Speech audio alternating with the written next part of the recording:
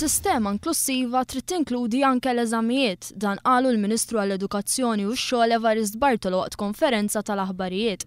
Permezz ta' dan is-servizz it-tfal b'diżabilità ser jingħataw aktar appoġġ waqt l-eżami tal-benchmark billi jkollhom aċċess għal programm ta' qari jew kittieb waqt il-benchmark tal-Malti u l-Ingliż. Il-Professur Grace Grima, Direttur Ġenerali għad-Direttorat ta' Kwalità u Standards fl-Edukazzjoni, spjegat aktar fuq dawn il-mezzi ta' għajnuna. L-aċċess għal programm ta' qari ser jingħata lil dawk li għandhom diffikultà biex jaqraw weħidhom, filwaqt li l-għajnuna tal-kittieb ser tingħata lil dawk li jiktbu b'mod illeġibbli.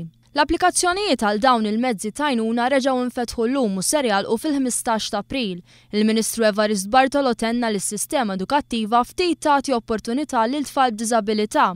Għalhekk huwa importanti li nikkonsidraw modi oħra ta' assessjar tfal fost l-oħrajn permezz tal-użu tal-kompjuter u b'mod orali, bħalma għamlu pajjiżi oħra barranin. Kien għalhekk li l-Ministru Bartolo nieda proċess ta' konsultazzjoni fejn matulu ser isiru diversi laqat ma' assoċjazzjonijiet differenti biex il-benchmark u eżamijiet oħrajn bħas-sekk u l-medsek jiġu aktar aċċessibbli għal tfal b'diżabilità u għalhekk aktar inklusivi.